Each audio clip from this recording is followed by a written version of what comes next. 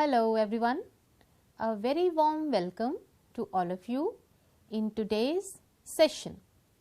Today we are going to understand the structure of paper of class 10th English. प्यारे विद्यार्थियों, ਅੱਜ ਅਸੀਂ 10ਵੀਂ ਕਲਾਸ ਦੇ ਇੰਗਲਿਸ਼ ਦੇ ਪੇਪਰ ਦਾ ਸਟਰਕਚਰ ਸਮਝਣ ਲੱਗੇ ਹਾਂ. Let's get started. Total 100 marks, written paper 80 marks including 5 marks for good handwriting, internal assessment of 20 marks which will consist of listening and speaking skills based practical of 18 marks and 2 marks for book bank in which old books are returned by the students. प्यारे विद्यार्थियों, ਤੁਹਾਡਾ final paper 100 number ਦਾ ਆਏਗਾ, ਜਿਸ ਵਿੱਚ 80 number ਦਾ ਤੁਹਾਡਾ written paper ਹੋਏਗਾ. ਇਹਨਾਂ 80 ਨੰਬਰਾਂ ਵਿੱਚੋਂ 5 ਨੰਬਰ ਅੱਛੀ ਹੈਂਡਰਾਈਟਿੰਗ, ਗੁੱਡ ਹੈਂਡਰਾਈਟਿੰਗ ਦੇ ਹੋਣਗੇ. 20 ਮਾਰਕਸ ਦੀ ਇੰਟਰਨਲ ਅਸੈਸਮੈਂਟ ਲੱਗੇਗੀ. ਇਸ ਇੰਟਰਨਲ ਅਸੈਸਮੈਂਟ ਵਿੱਚ 18 ਨੰਬਰ ਲਿਸਨਿੰਗ ਔਰ ਸਪੀਕਿੰਗ ਸਕਿੱਲਸ ਦੇ ਪ੍ਰੈਕਟੀਕਲ ਦੇ ਹੋਣਗੇ. 2 ਨੰਬਰ ਬੁੱਕ ਬੈਂਕ ਦੇ ਹੋਣਗੇ, ਜਿਸ ਵਿੱਚ ਤੁਸੀਂ ਜੋ ਆਪਣੀਆਂ ਪੁਰਾਣੀਆਂ ਬੁੱਕਸ ਸਕੂਲ ਨੂੰ ਬੁੱਕ ਬੈਂਕ ਵਿੱਚ ਵਾਪਸ ਕੀਤੀਆਂ ਹਨ, ਉਸ ਦੇ 2 ਨੰਬਰ ਲੱਗਣਗੇ. Dear students, written paper will be of 80 marks. Maximum time 3 hours. Total number of questions will be 9. प्यारे विद्यार्थियों, रिटन पेपर 80 नंबर ਦਾ ਹੋਏਗਾ. 3 ਘੰਟੇ ਇਸ ਨੂੰ ਅਟੈਂਪਟ ਕਰਨ ਦੇ ਮਿਲਣਗੇ ਔਰ ਟੋਟਲ ਕੁਐਸਚਨ 9 ਹੋਣਗੇ. Section A, question number 1, comprehension. Reading comprehension will be of 10 marks. Unseen reading comprehension and unseen picture or poster based comprehension. प्यारे विद्यार्थियों, section A question number 1 comprehension passage, इस विच अनसीन पैसेज आएगा. यह unseen passage थोड़ी book विचों नहीं, किसी भी होर पासे तो आएगा. 5 मल्टीपल चॉइस टाइप क्वेश्चंस इस अनसीन पैसेज नू फॉलो करनगे. हरेक करैक्ट आंसर लई 1 नंबर मिलेगा. टोटल 5 मार्क्स होंगे. प्यारे विद्यार्थियों, इस अनसीन पैसेज नू 2 ਜਾਂ 3 ਵਾਰ ਜ਼ਰੂਰ ਪੜੋ ਤਾਂ ਜੋ ਤੁਹਾਨੂੰ ਇਸ ਦਾ ਮੀਨਿੰਗ ਅੱਛੀ ਤਰ੍ਹਾਂ ਕਲੀਅਰ ਹੋ ਜਾਵੇ ਔਰ ਕੁਐਸਚਨਸ ਦੇ ਆਨਸਰਸ ਠੀਕ ਤਰ੍ਹਾਂ ਨਾਲ ਦਿੱਤੇ ਜਾ ਸਕਣ. ਸੈਕਸ਼ਨ A ਵਿੱਚ ਹੀ ਦੂਜਾ ਕੁਐਸਚਨ ਪਿਕਚਰ ਔਰ ਪੋਸਟਰ ਕੰਪਰੀਹੈਂਸ਼ਨ ਹੋਵੇਗਾ. ਅਨਸੀਨ ਪਿਕਚਰ ਔਰ poster comprehension. 5 multiple choice type questions will follow the poster. 1 mark for correct answer. Total 5 marks. इत्थे picture और poster comprehension तो बाद 5 multiple choice type questions होंगे. हरेक correct answer लई 1 नंबर मिलेगा. Total 5 marks दा यह question है. Section B, question number 2, textbooks. Objective type questions 10 marks. 10 objective type questions carrying 1 mark each will be in this section. Questions with 1 word to 1 sentence answer, fill in the blanks, true false, multiple choice type questions. English main course book 5 questions, English supplementary reader 5 questions. प्यारे विद्यार्थियों, section B question number 2 ਤੁਹਾਡੀ English ਦੀਆਂ text books ਵਿੱਚੋਂ main course ਤੇ literature ਉਹਨਾਂ ਵਿੱਚੋਂ ਹੋਵੇਗਾ. ਇਸ ਵਿੱਚ 10 ਕੁਐਸਚਨਸ ਆਣਗੇ, 5 ਇੰਗਲਿਸ਼ ਮੇਨ ਕੋਰਸ ਬੁੱਕ ਵਿੱਚੋਂ ਔਰ 5 ਇੰਗਲਿਸ਼ ਸਪਲੀਮੈਂਟਰੀ ਰੀਡਰ ਵਿੱਚੋਂ. ਇਹਨਾਂ ਕੁਐਸਚਨਸ ਵਿੱਚ ਕੁਝ ਕੁਐਸਚਨ 1 ਵਰਡ ਔਰ 1 ਸੈਂਟੈਂਸ ਆਨਸਰ ਵਾਲੇ ਹੋਣਗੇ, ਕੁਝ ਫਿਲ ਇਨ ਦਾ ਬਲੈਂਕਸ ਹੋਣਗੇ, 1-2 ट्रू फॉल्स होंगे और कुछ मल्टीपल चॉइस टाइप क्वेश्चंस होंगे जिन्हां विच तुहानूं ऑप्शनस दित्तियां होणगीਆਂ।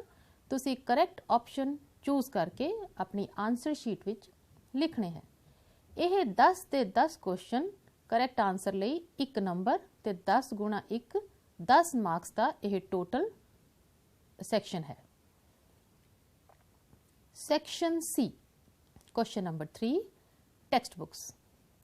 Short answer type questions, 3 multiplied 2 is equal to 6 marks. It will consist of short answer type questions carrying 2 marks each. A total of 6 questions will be given, out of which you will have to answer any 3 questions. These questions will be from English main course book. Section C question number 3 फिर थोड़िया text books विचों ही होवेगा। इस विच short answer type questions होणगे।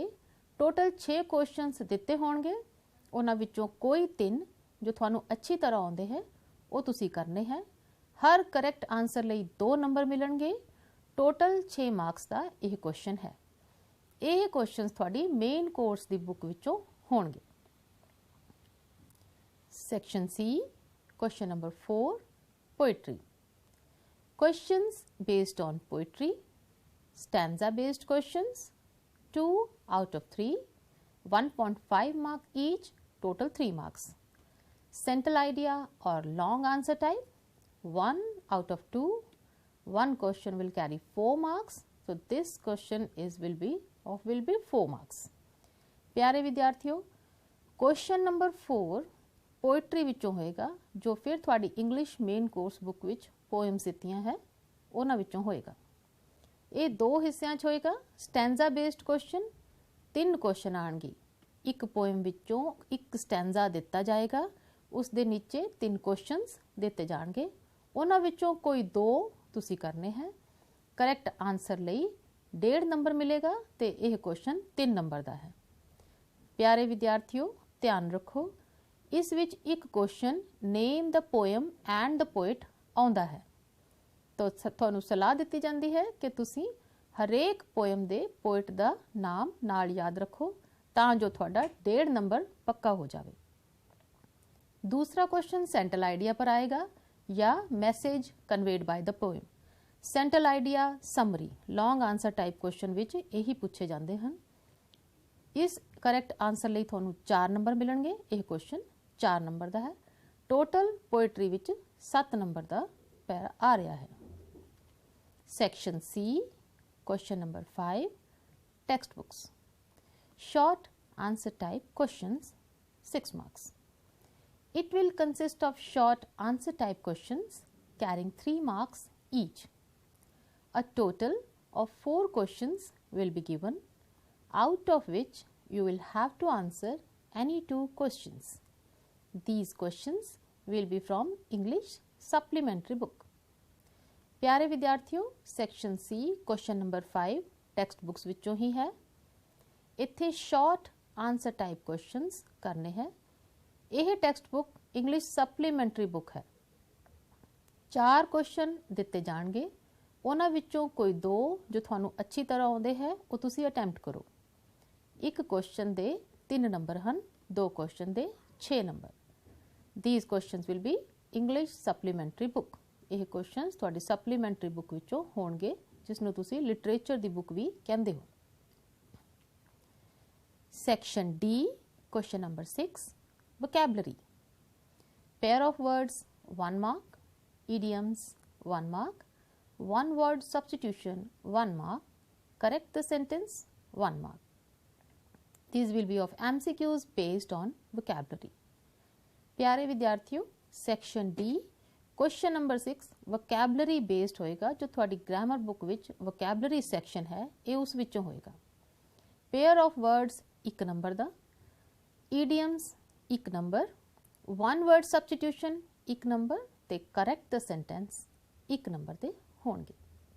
यह चारों question MCQ based होणगे। तुहानूं ऑप्शनस दित्तियां जाणगीਆਂ, करैक्ट ऑप्शन चूज करके तुसीं अपनी आंसर शीट विच लिखनी है। Section E question number 7 translation. Translation from English to Punjabi और Hindi 3 out of 5, MCQ based, 3 marks. Translation from Punjabi Hindi to English, 3 out of 5, MCQ based, 3 marks. प्यारे विद्यार्थियों, क्वेश्चन नंबर 7 ट्रांसलेशन ਦਾ ਹੈ। ਸੈਕਸ਼ਨ E ਵਿੱਚ question number 7 translation based. ਪਹਿਲੀ ਵਾਰ translation English ਦੇ sentences ਹੋਣਗੇ, ਤੁਸੀਂ ਪੰਜਾਬੀ ਹਿੰਦੀ ਵਿੱਚ ਉਹਨਾਂ ਨੂੰ ट्रांसलेट करना है। 5 ਸੈਂਟੈਂਸਸ ਹੋਣਗੇ, ਉਹਨਾਂ ਵਿੱਚੋਂ ਕੋਈ 3 ਤੁਸੀਂ ਕਰਨੇ ਹੈ। ਦੂਸਰੇ ਵਿੱਚ ਪੰਜਾਬੀ ਹਿੰਦੀ ਵਿੱਚ ਸੈਂਟੈਂਸਸ ਦਿੱਤੇ ਜਾਣਗੇ ਔਰ ਤੁਸੀਂ ਇੰਗਲਿਸ਼ ਵਿੱਚ ਟ੍ਰਾਂਸਲੇਟ ਕਰਨਾ ਹੈ। ਇੱਥੇ ਵੀ 5 ਸੈਂਟੈਂਸਸ ਦਿੱਤੇ ਜਾਣਗੇ, ਕੋਈ 3 ਜੋ ਤੁਹਾਨੂੰ ਅੱਛੀ ਤਰ੍ਹਾਂ ਆਉਂਦੇ ਹੈ ਉਹਨਾਂ ਨੂੰ ਇੰਗਲਿਸ਼ ਵਿੱਚ ਟ੍ਰਾਂਸਲੇਟ ਕਰੋ। ਦੋਨੋਂ ਹੀ ਸੈਕਸ਼ਨ 3 ਮਾਰਕਸ ਦੇ ਹਨ। ट्रांसलेशन टोटल 6 मार्क्स की थानू आ रही है। Section E question number 8 grammar based. इत्थे डू एज डायरेक्टेड होंगे, 10 क्वेश्चन होंगे, 1 mark each. MCQ based 10 marks का यह टोटल क्वेश्चन है। थोड़ी ग्रामर बुक विचों ही डिटर्मिनर्स, प्रपोजिशंस, मॉडल्स एटसैट्रा विचों यह क्वेश्चंस पाए जाएंगे। ऑप्शंस दित्तियां होणगियां, करैक्ट ऑप्शन चूज करके तुसी अपनी आंसर शीट विच लिखनी है। Section E question number 9 creative writing. Message, advertisement, note making, notice writing. 1 out of the given 2, 4 marks. Paragraph 1 out of the given 2, 5 marks. Letter writing 1 out of the given 2, 7 marks. प्यारे विद्यार्थियों, section E creative writing question number 9। Message, advertisement, note making ਜਾਂ notice writing, इन्हां चारां विचों कोई 2 आउणगे। जैसे एक message या एडवर्टीजमेंट या नोट मेकिंग, मैसेज या नोट मेकिंग ਜਾਂ नोटिस राइटिंग। 2 ਦਿੱਤੇ ਜਾਣਗੇ, ਤੁਸੀਂ ਉਹਨਾਂ ਵਿੱਚੋਂ ਕੋਈ ਇੱਕ ਕਰਨਾ ਹੈ। ਫॉर एग्जांपल ਤੁਹਾਨੂੰ ਨੋਟ ਮੇਕਿੰਗ ਔਰ ਨੋਟਿਸ ਰਾਈਟਿੰਗ ਵਿੱਚ ਆਪਸ਼ਨ ਆ ਜਾਵੇ ਤਾਂ ਤੁਸੀਂ ਗਿਵਨ ਦੋਨਾਂ ਵਿੱਚੋਂ ਇੱਕ ਕਰਨਾ ਹੈ, ਜਾਂ ਨੋਟ ਮੇਕਿੰਗ ਕਰੋ ਜਾਂ ਨੋਟਿਸ ਰਾਈਟਿੰਗ ਕਰੋ। ਜੋ ਵੀ ਤੁਸੀਂ ਕਰੋਗੇ ਕਰੈਕਟ ਲਿਖਿਆ ਜਾਏਗਾ ਤਾਂ 4 ਮਾਰਕਸ ਮਿਲਣਗੇ।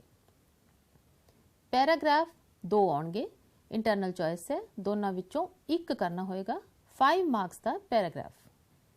ਲੈਟਰ ਰਾਈਟਿੰਗ फिर 2 ਦਿੱਤੇ ਜਾਣਗੇ, ਉਹਨਾਂ ਵਿੱਚੋਂ ਕੋਈ ਇੱਕ ਕਰਨਾ ਹੋਏਗਾ, 7 ਮਾਰਕਸ ਦਾ ਲੈਟਰ ਰਾਈਟਿੰਗ ਹੈ।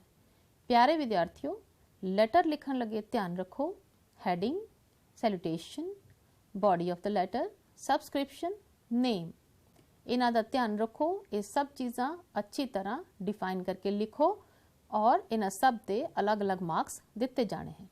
ਇਸੇ ਤਰ੍ਹਾਂ जब तुसी मैसेज लिखते हो या नोटिस लिखते हो तो यह एनक्लोज्ड राइटिंग है। बॉक्स विच लिखो NOTICE नोटिस या MESSAGE मैसेज, ठीक लिखो। डेट, टाइम लिखो और उस तो बाद नीचे नाम जरूर लिखो। इन्हां सब दे अलग अलग मार्क्स हुंदे हन। तुसी इनू अच्छी तरह लिखोगे तो बड़ी आसानी नाल अच्छे मार्क्स आ सकते। प्यारे विद्यार्थियों, गुड हैंड राइटिंग ध्यान रखो 5 मार्क्स की है, तो पेपर शुरू होंदे ही नीट एंड क्लीन तरीके नाल पेपर करो तां जो थानू यह 5 मार्क्स मिल सकन। प्यारे विद्यार्थियों, आई होप कि थानू पेपर का स्ट्रक्चर अच्छी तरह समझ आ गया होएगा और तुसी अपने पेपर की तैयारी करके अच्छे मार्क्स के नाल इन्हां पेपरां विच पास होगे। Thank you, have a nice day, best of luck.